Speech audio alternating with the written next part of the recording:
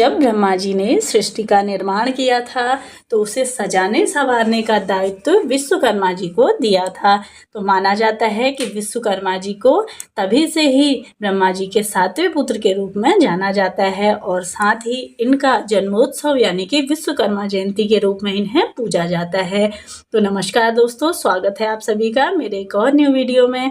तो आज इस वीडियो में बात करेंगे विश्वकर्मा पूजा का शुभ मुहूर्त क्या रहेगा, साथ ही साथ यह किस समय पड़ने जा रही है और आप सभी को किस तरह से नियम उपाय करने हैं जिससे कि आपको व्यापार संबंधी, कंपनी लाइन में या साथ ही साथ धन संबंधी आपके या औजारों से जो भी संबंधित आप कार्य करते हैं उसमें आपको सरलतम किस तरह से पूजन करना है जिससे आपको विशेष फलों की प्राप्ति हो। तो इसके साथ ही जैसा कि विश्वकर्मा दिवस के दिन आप सभी को सुबह के समय में ब्रह्म मुहूर्त में जागने के बाद जैसा नियमित रूप से आप पूजन करते हैं अपने घर के मंदिर में पूजन करनी चाहिए। उसके बाद जैसा कि आप सभी को अपनी फैक्ट्री में या अपनी वाहनों की और साथ ही साथ जैसे कि आप सभी कुछ लोग तो चौकी इत्यादि लगा लेते हैं, उसमें कपड़ा इत्यादि बिछा करके पूजन करते हैं, लेकिन इसकी सरलतम भी पूजा है। जैसा कि मंदिर, ऑफिस, जो भी आपके काम की जगह है वहाँ पे आप सभी को सबसे पहले गंगा जल छिड़कना है और साथ ही साथ कुछ लोग तो कलश इत्यादि भी रखते हैं, तो इस तरह से कर सकते हैं तो अति श्रेष्ठ है। एक चौकी लगा लीजिए, उसमें कपड़ा बिछा करके आप सभी को विश्वकर्मा जी की कोई फोटो प्रतिमा है तो उसका आपको रख करके उनको स्नान आदि गंगा जल के छींटे डाल के धूप दीप इत्यादि से और साथ ही साथ आप सभी को मिठाई का भोग लगा के इस तरह से पूजा करते हैं।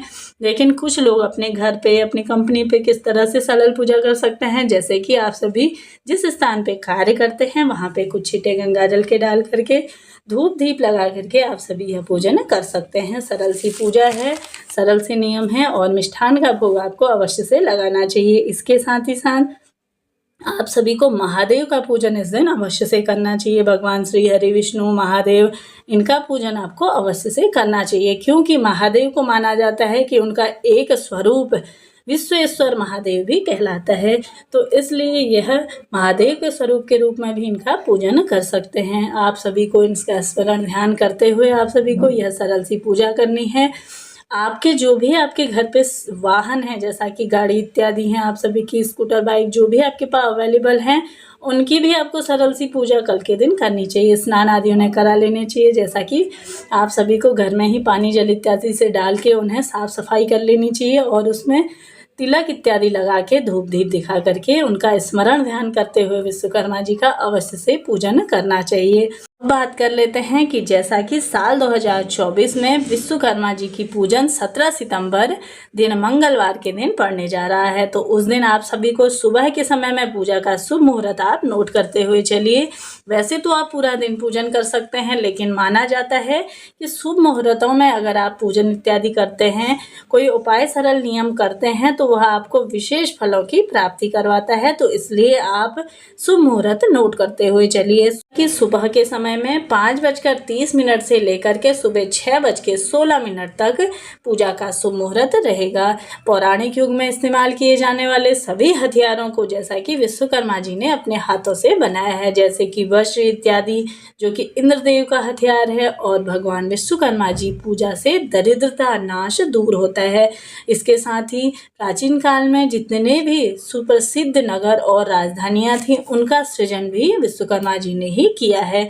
वास्तुकार कई युगों से भगवान विश्वकर्मा जी को अपना गुरु मानते हुए उनकी पूजा करते हैं।